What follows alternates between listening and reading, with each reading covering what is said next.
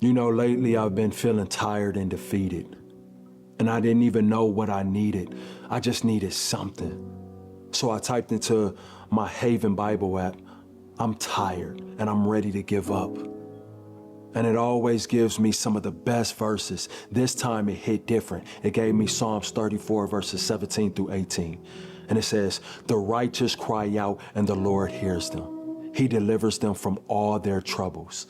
The Lord is close to the brokenhearted and save those who are crushed in spirit." See, I don't know who needs to hear this, but God sees how tired you are. And you're not weak for feeling this way, no. Sometimes you just need that one reminder to keep going. Welcome to... You're listening to the Wrestling Takeover. What is your name? With your host, Jordan Turner, who's always going to keep it real. Come on, King. Inside and outside the ring. Let me make myself clear. He's got the fans behind him, King. It's time to take over, King. Are you ready? He's all fired up now, King. The Takeover. Let's go. Let's keep it real, but respectful. Welcome, everybody, to the Wrestling Takeover podcast. I wanted to bring you guys some inspiration, some motivation, because the reason why I played that is not to only, inspire other people, but to continuously inspire myself. Lately, I have not been wanting to cover pro wrestling. I haven't been talking about pro wrestling if it's on my podcast, social media. And there's a couple factors as to why I'm honestly feeling this way. Number one, pro wrestling, WWE specifically, but, pro wrestling as a whole, to me as a fan has been very just boring lately. Not a lot of things are popping off the page that is wanting me to come up here and talk about, specific topics. Today, I wanted to do my due diligence as a podcaster, as a content creator, and come to tell everybody that I know I've been slacking, to know and tell you guys, y'all are my family, tell y'all that I have been slacking. I have been, inconsistent. But there is a reason why I've been that way. Pro wrestling just hasn't really been a priority as much. A lot of things have been going on for me. But also just as a fan, it just has not been that interesting to me, specifically in WWE. WWE just hasn't been grabbing my attention. And y'all know that I love to keep it P. I love to keep it real with you guys. Keep it real, but also keep it respectful. That's going to be the new mantra, really. Just, moving forward. Most creative and honest podcast, of course. But respectful. I want to try to, bring that respect, to every listener out there. If you're a pro wrestler and you're listening to this, if you're somebody in the business, I really try to keep it respectful with my views and opinions, but at the end of the day, they're my views and opinions. But as I always say, I never attack, pro wrestlers or people in the business, attack them personally. That's not me. That's not how I'm wired. That's not how I do things. But I am going to try to do my very best to consistently try to come up here and give you guys topics to talk about. What I would love for you guys to do, since there hasn't been a lot of wrestling that's been really grabbing my attention, I'm aware of what's going on. As I said, we got a lot of news and just some topics that I want to talk about.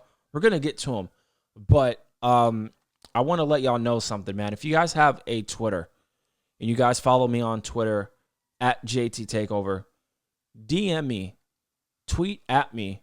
I want to start bringing in Q&As. I want to start doing Q&As for you guys. So if you guys have a Twitter, follow me at JT Takeover. DM me. I want to start, talking about some wrestling, views and opinions that you guys might have. So tap in on Twitter. Tap in on Instagram. at the Wrestling Takeover. Tap in on Instagram. Make sure you guys DM me. Send me some questions that you guys are, wanting for me to talk about. Also, send in some, potential, topics that you guys want me to talk about. This is WWE. This is a WWE based, podcast. All right. So send me some WWE questions. Send me some WWE opinions that I can gather, and then I can actually talk about it, on the podcast, on the weekly. I want to try to do something like that with a Q&A. So if you guys are interested in doing that, if you guys are on TikTok as well, I'm on TikTok, tiktok.com/Jordan T. If you guys want to support me over there as well, I do a lot of videos giving my views and opinions on pro wrestling. If you guys want to do that and send me some questions as well on TikTok, I would really appreciate it. But just pro wrestling just hasn't really been, a must watch for me personally as a WWE fan. Just not a lot of things have been going on, but I'm fully aware of what's going on. Roman Reigns returned last night, and we are actually going to kick off with that topic, and it has to do with Roman Reigns. So we're going to get into it. Thank you guys for, bearing with me. I know people want to listen to this podcast. People want to listen to it, and I want to bring you guys, the best audio/video content that I possibly can. I'm going to always be honest. That's never going to change. All right. I'm going to always bring you that creativity, fantasy booking. I do it like nobody else. And I really want to keep it respectful. You know what I mean? With, my views and opinions. And I've always done that. So I'm not making it seem like, I've never done that before. No, I have always done that. But I really want that to be, prevalent, moving forward. So let's get into it, man. Let's get into it. Roman Reigns returned last night on Monday Night Raw, and I'm happy he's back. Most importantly, I'm happy he's back. But we gotta be honest. We gotta keep it real.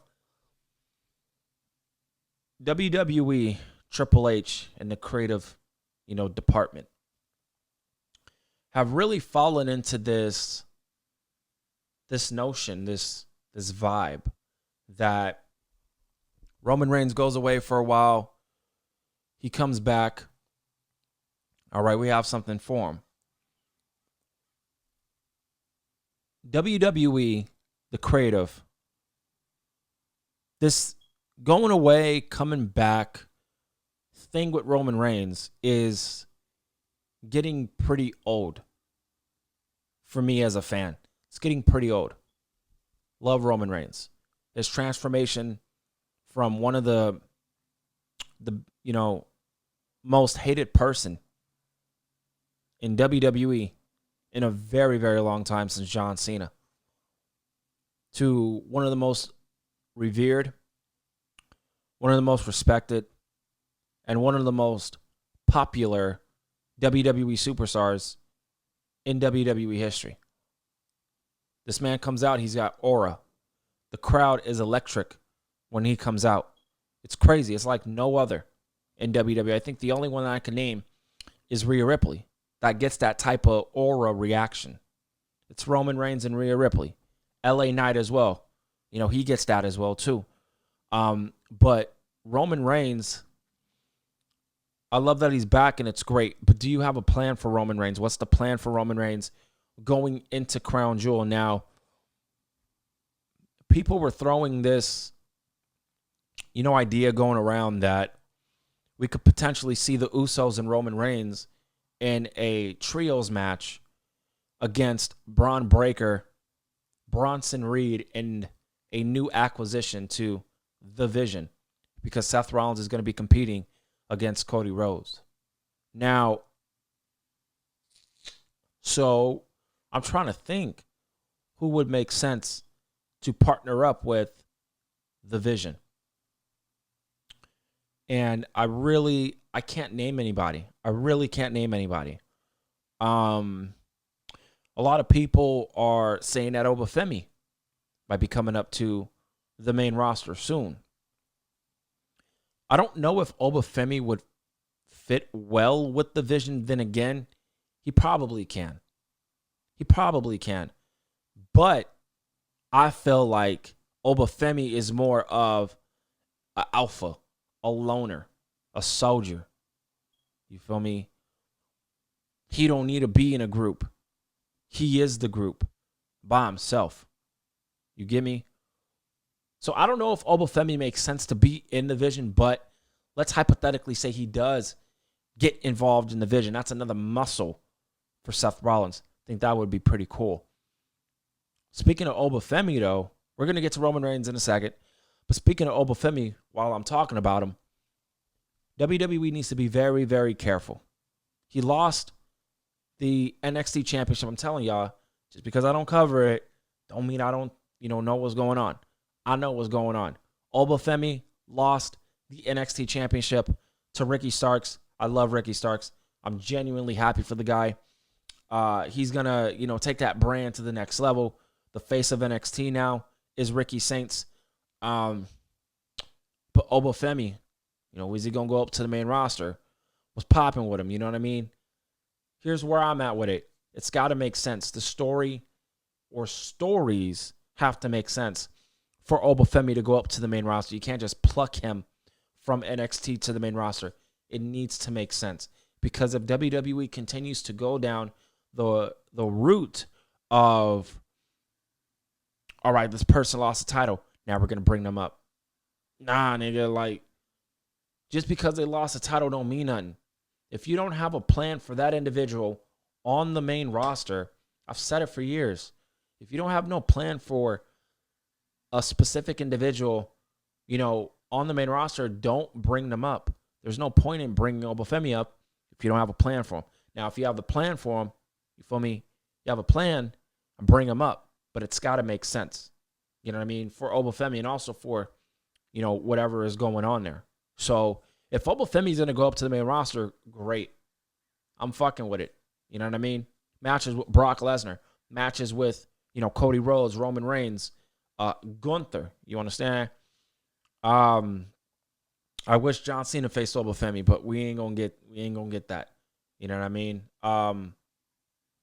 There's a lot of opponents for Obafemi, but I just want the story to make sense for Obafemi to be like, all right, bet you're gonna go up to the main roster. We have a plan for you. You're gonna be pushed immediately out of the gate. Let's get it going. Because if not, and you bring him up to the main roster without a proper plan for him, you're gonna get criticized. You're gonna get criticized. So I just wanted to speak on that Obafemi front. Let's get back to Roman Reigns, man. I don't know what's going on, but I'm really intrigued. I'm not going to lie. I'm really intrigued with what's going on with Jey Uso, Jimmy Uso, and Roman Reigns.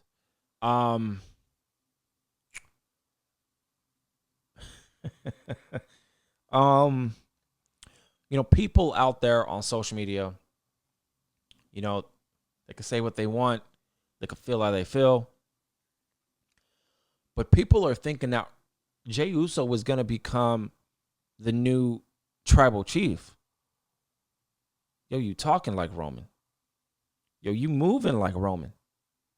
You starting to sound like Roman too. That was Jimmy Uso saying that to Jey Uso, his twin brother, that knows him like the back of the hand.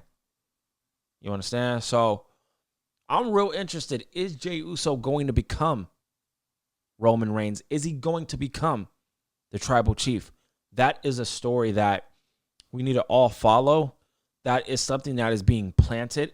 That is something that on television, if you watch it, you can tell potentially where the WWE is going to go.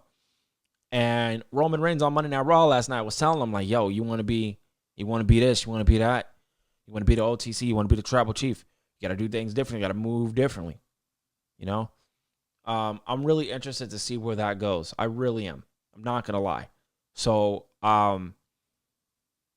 but why is Roman back, though? Is Roman back to teach Jey Uso the ropes of being the tribal chief, being the head of the table, being the responsibility? Is Jey Uso ready for that? Is Jey Uso's character ready for that?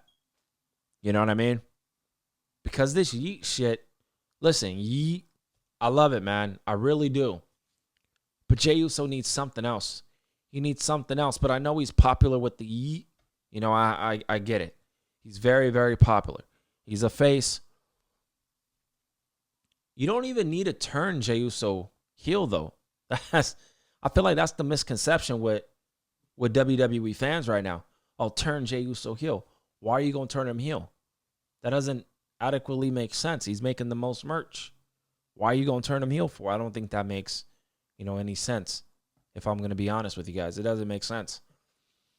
But this Jey Uso Roman Reigns thing, I'm very intrigued to see where that's going to go with Jimmy Uso as well, too. But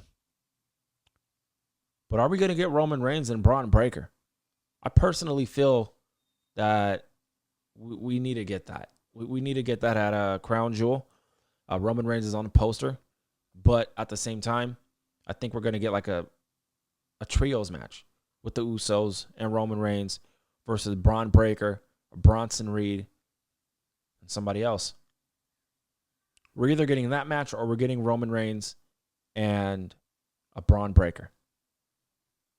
Now, if I'm WWE, you don't want to leave the Usos off the show. You don't want to leave a Bronson Reed on the show. This is the top act on Monday Night Raw, so if we're being honest and if we're being educated and we're being smart, the trios match makes the most sense. The thing is, who was going to side with, Braun Breaker and Bronson Reed? That's the question. We don't know. I don't have the answer. I have no idea. Because it has to make sense. You cannot just throw someone in there. Can't just throw someone in there. I'm hearing Ethan Page a lot. I don't know. Who knows? I don't know if that makes sense or not. But people are throwing his name around. But other than that, I don't really know who else would make sense to, join the Vision. It would have to be someone that Paul Heyman really loves. You get me? So it's going to be interesting from that standpoint. I love Roman Reigns. I'm happy he's back. But this man needs to be in important things because I feel WWE is stirred away from, he still has that aura. But what I'm trying to say is I want to see more with Roman Reigns. I feel WWE has been complacent. I feel like WWE, before his return last night, it just felt like WWE did not know what to do with Roman Reigns. I think that's the best way to describe it. WWE did not know what to do with Roman Reigns. So he goes on a break. All right, babe, we got an idea. Let's get it going. All right, he comes back. He goes on another break. All right, bet you got an idea. We got an idea for you. Let's go. You know what I mean? And he comes back. There is a lot on the bone with the Usos and Roman Reigns, though, that I want people to really, understand. With Paul Heyman, can we see a potential reunion with Roman Reigns and Paul Heyman, and Roman Reigns going on this just triumphant babyface run like no other? It's something, that I think would be very, very interesting. It's something that I think should be in consideration. And I think it's something that, should be talked about towards the end of, Roman Reigns' run. Another reunion with Paul Heyman. I think that would be really, really cool. I really do. I think that would be great. And it's going to be something that we're really going to have to figure out. We're really going to have to figure out, down the road and kind of see where things land. So it's going to be very interesting to see where things, lead with Roman Reigns. I just want WWE to be very meticulous with it, with Roman Reigns' return, and not just do anything with Roman Reigns. Got to be very meticulous with his run. Moving off on Roman Reigns. Let's talk about John Cena. Let's talk about John Cena, man. John Cena is going to retire.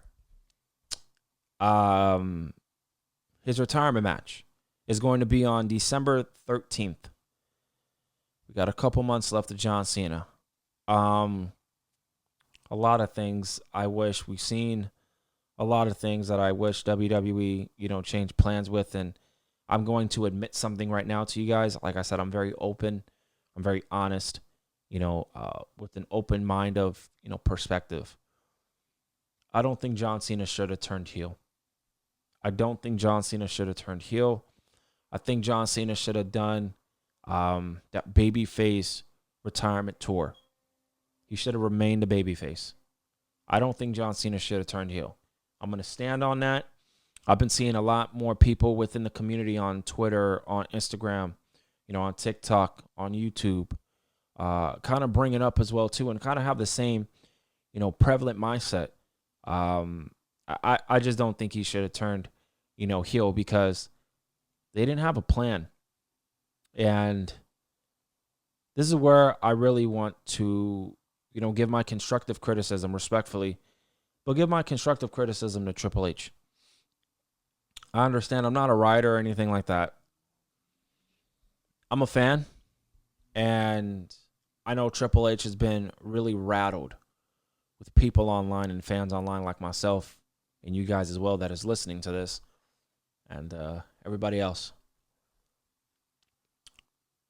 He really doesn't like when we have a view and opinion, but he acts like our voices don't matter, which they do. And he's made a lot of mistakes. This year. I feel like this year, from a creative outlook, this was definitely a down year, for, WWE creative. I genuinely feel that way. Some great hits, but a lot of misses. And the biggest mess was the John Cena heel turn. WWE didn't have a plan. I'm standing on that. They didn't have a plan. The Rock is to blame as well. He fucked it up, respectfully. But everybody didn't have a plan for this. Triple H going out on interviews and saying that, we had a plan for this. Things just went From what I see on television, since the heel turn happened, you didn't have a plan. John Cena's retirement tour should have been a year in advance. I am going to stick with that mindset. It should have been a year in advance. Storylines, opponents should have been fleshed out. How long is this feud gonna, stand for? How long is this one? What about this one? What about this one? You should have had opponents just right, left, and center. But everything feels rushed. His retirement tour feels rushed. The opponents, the stories feel rushed. The Randy Orton story felt rushed. It wasn't done properly. The CM Punk, story felt rushed. It wasn't done properly. They took implements from the pipe bomb on Monday Night Raw, and that's cool. I'm with that 100%. That shit was cool. But it was rushed. It was rushed to me. The Randy Orton stuff was rushed. And, Logan Paul and John Cena had one of the best matches of the year. John Cena has been killing it inside that ring. That nigga could wrestle. Sick of these motherfuckers. My bad, guys. Sick of these motherfuckers online saying, oh, John Cena can't wrestle, this and that, with the woo. Nah, nigga. He can wrestle. So please stop with that narrative. Fans create narratives and wanting people to hop on board with that. Nah, we ain't doing all that. John Cena can wrestle. Like I said, I can name you a lot of matches that I genuinely feel. I'm going to do something with that with John Cena very, very soon. I'm going to do that. I'm going to make a video. I'm going to make a podcast, audio video, talking about some of my favorite matches of John Cena and having them ranked. I'm actually going to do that, and I'm planning on putting that out either later this week or definitely sometime next week, and putting that out on some of my favorite, John Cena matches of all time. I'm going to do that, so y'all can look forward to that. But for people out there that say, oh, John Cena, he don't have good matches, Y'all niggas tripping. Y'all niggas tripping, bro. Y'all don't know what y'all talking about. Respectfully. I mean, one of the opponents that John Cena is facing his crown jewel is AJ Styles. Come on, man. Those matches are timeless with AJ Styles. But John Cena, I just wanted to see more, and we didn't really get it. And I'm very disappointed in Triple H. I'm very disappointed in The Rock. I'm disappointed in the creative.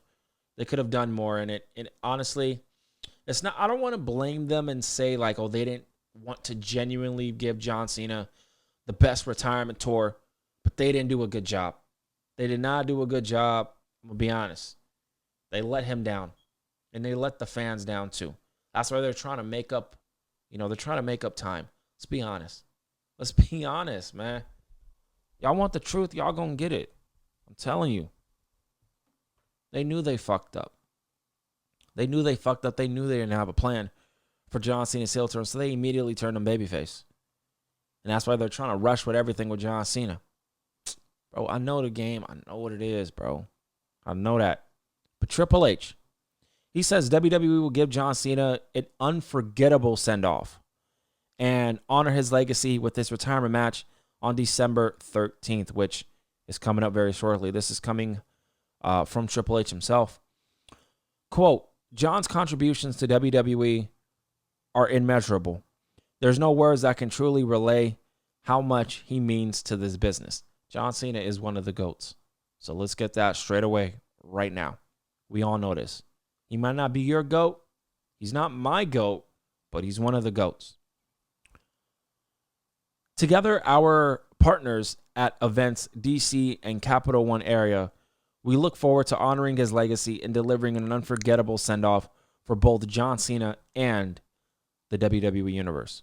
Yeah, they're gonna go all out. They are gonna go all out for John Cena, and to be honest, it's gonna be goosebumps. It's gonna be goosebumps. It's gonna be very nerve-wracking, and it's going to be a whole lot of shit. It really is going to be a whole lot of shit.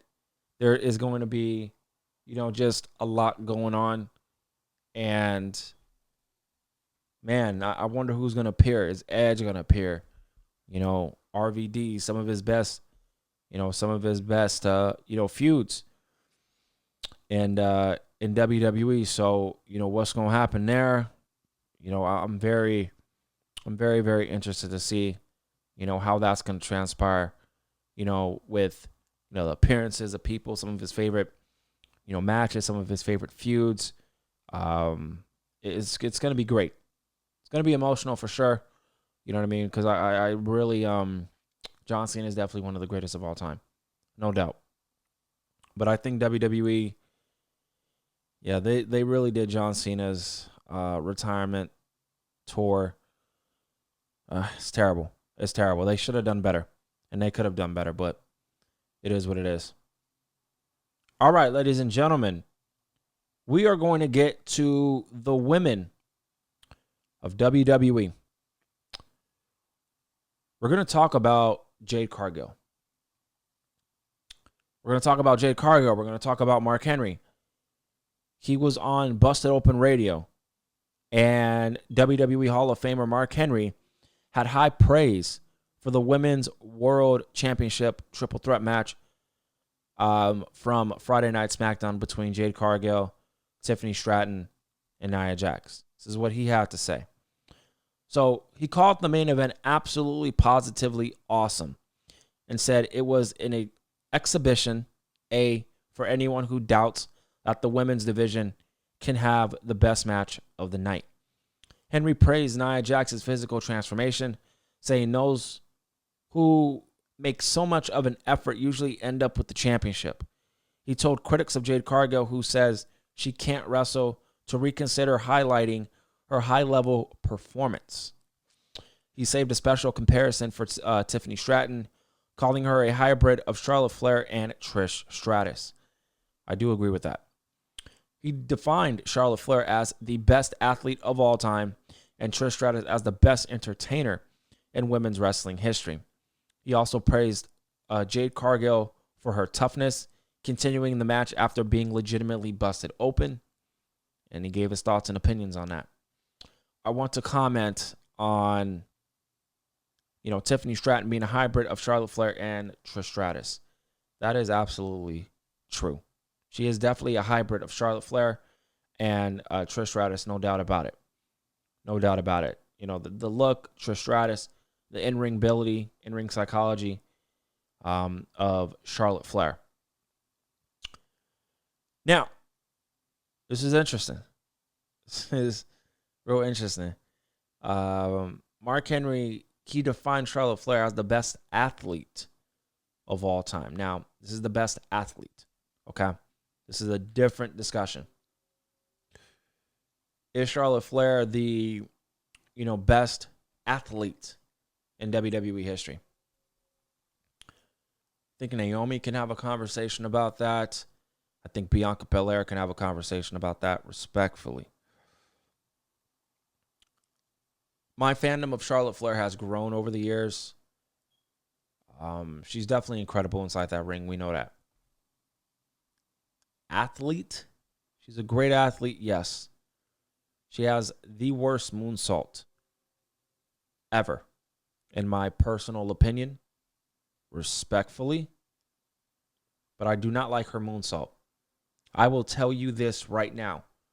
Charlotte Flair, sweetheart, you have a better Spanish fly than your moonsault.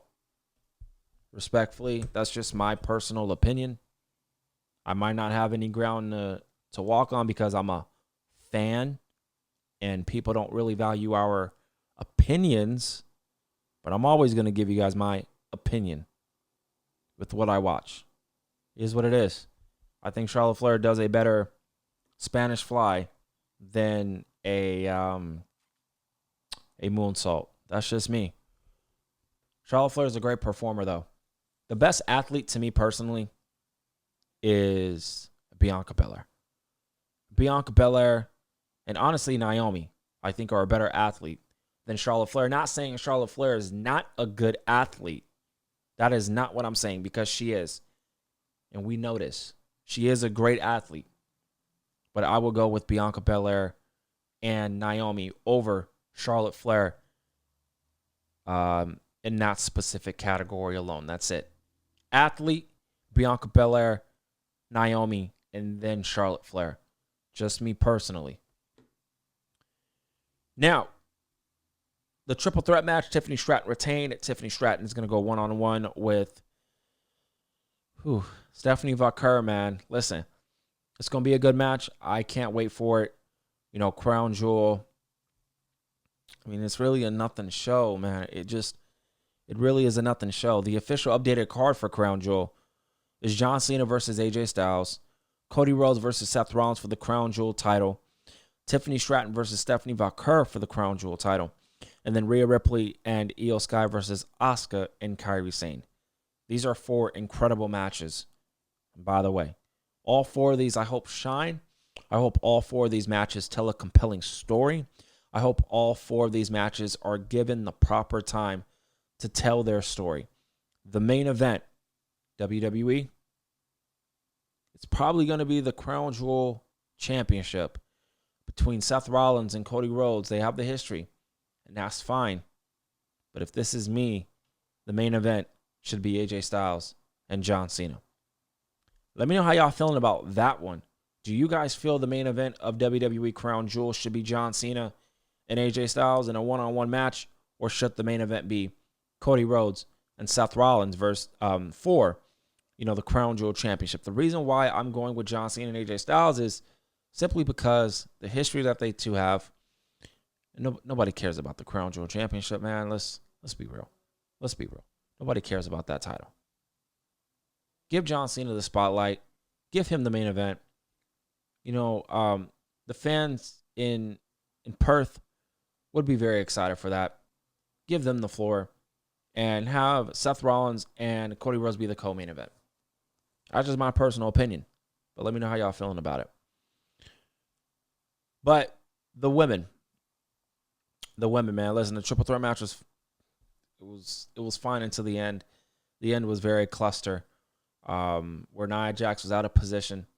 Shout out to Jade Cargill, Respect for Jade Cargill, going through it, battling, fighting and being legitimately busted open. And she's still putting out work. So I want to salute Jade Cargill. And that's all I'm going to say on it. Now, I want to talk about Chelsea Green. Man. This one's interesting. So Chelsea Green wants to see more be done on the women's television with the Women's United States Championship and the Intercontinental titles. I am going to be completely transparent. I am going to be honest with my opinion. After I read what Chelsea Green said here, I'm going to be thorough. I'm going to be slow with what I say because I want everybody to listen to what I have to say. I don't want to repeat myself. I'm going to be respectful, but I'm also going to be honest. All right? But let's read what Chelsea had to say. Do I think that we're doing all we can with them? No. I would love to see more be done with them. I want Julia to be wrestling on TV every single week with that title. I wanted Selena Vega on TV every single week. I want Michin to win the title and be on TV every single week. Excuse me. There's so many hours of WWE, and if we can find a place for those championships, if we try. It's tough. I'm not part of the creative meetings. I'm not a part of the creative team. I don't know how that looks. So all that I can do, on my end is putting it out there on social media and making storylines on social media. It garners the attention that those titles deserve. Well, her final sentence, I absolutely agree with. They do need to go back to creating storylines on social media and having those be applied to WWE TV. That I do agree with. I'm going to be completely honest with you guys right now. And that's the last thing I want to talk about on today's edition of the Wrestling Takeover Podcast. If you guys are listening to this on Apple Podcasts, please subscribe, please comment, please rate the podcast 5 stars. If you guys are listening to it on Spotify, please follow, please rate the podcast 5 stars, and please comment. If y'all are on YouTube, subscribe to the channel, youtube.com/JTTakeover. Hit that subscribe button. Make sure you guys comment. What do you guys think about the show? What do you guys think about this video? Listen. WWE is booking, and this is the truth. This is the truth of what I'm about to say. WWE has been positioning the Women's Intercontinental title to be more valuable than the Women's United States Championship. That's the truth. Who's holding the Women's Intercontinental title? That's Becky Lynch. That's Becky Lynch. They consider Becky Lynch the GOAT.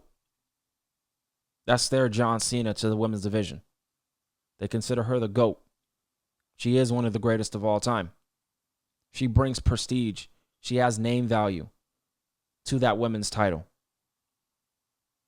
So Becky Lynch, I'm telling you right now, man, this is the truth, bro. This is the truth. If somebody else was holding that women's Intercontinental title and it wasn't a Becky Lynch, it wasn't a Lyra Valkyria, they are building her up. So I don't want to make it seem like, it wouldn't be a priority. No, it was a priority with Lyra Valkyria. If it wasn't Lyra Valkyria, if it wasn't Bayley or Becky, AJ Lee now, who I believe will be taking the title off of Becky Lynch when the time is right. If it wasn't one of those ladies, I don't think that championship would be a priority. Roxanne Perez, yes, probably her too. But what I'm saying is, if you're not one of those ladies, it wouldn't be a priority. That's truth. That's truth. The Women's United States Championship is really just honing what I'm saying now. I love Julia to death. I'm really happy that Julia is in WWE. They don't value Julia like they do Stephanie Valkyr. They don't. That's Triple H. That's Michael Hayes. Respectfully, the creative team. Respectfully. I'm going off on WWE television. I'm just going off on what I'm seeing. That's it. That's all I'm doing. To me, it doesn't look like you guys value Julia like you do Stephanie Vaquer. Simple. That's the truth. They don't value Julia, and I don't understand why.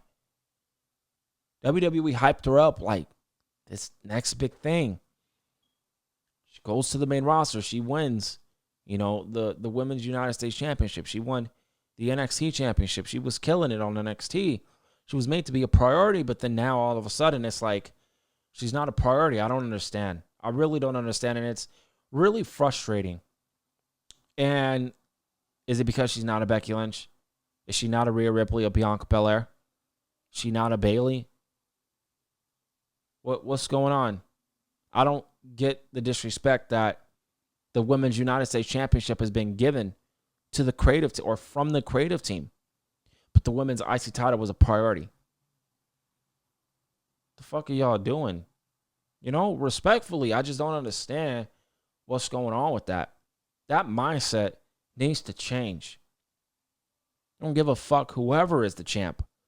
You need to build them and that championship up in the proper light. You're doing that with the Intercontinental title. That's amazing. It's great. But what about the Women's United States Championship? Let's talk truth. Let's talk real facts. They are disrespecting the Women's United States Championship. They don't give a fuck about that Women's United States Championship. Chelsea Green's run as Women's Champion, terrible. Zelina Vega's run as champion, terrible. Julia, her run right now, terrible. They're not really using her to the proper way that they should use her. And it's disappointing. And that's some real shit. WWE needs to do better. They need to do better with these championships. They need to book the Women's United States Championship a lot more better. Put the same passion that you do with the Women's IC title, put that passion into, making the Women's United States Championship a priority. It's very frustrating. But that's how I'm going to end it, y'all. I'm going to end it on that note. Thank you guys so much for, listening to this podcast. Please go spread the word of the Wrestling Takeover podcast, man. Word of mouth does go a long way. Trust me, best believe that. Spread the word of the Wrestling Takeover podcast. Follow me on social media, on Twitter at JT Takeover, on Instagram at the Wrestling Takeover, and subscribe to the channel, youtube.com/JT Takeover, and subscribe on Apple Podcasts, Spotify, or wherever you get your audio/video content. Peace and blessings to every one of y'all. I appreciate y'all so much. And I'm going to be getting out that John Cena podcast, that ranking of some of my best John Cena matches of all time. So that's a new upcoming audio/video podcast coming very soon. So stay tuned for that. But I'll see y'all next time right here on the Wrestling Takeover podcast.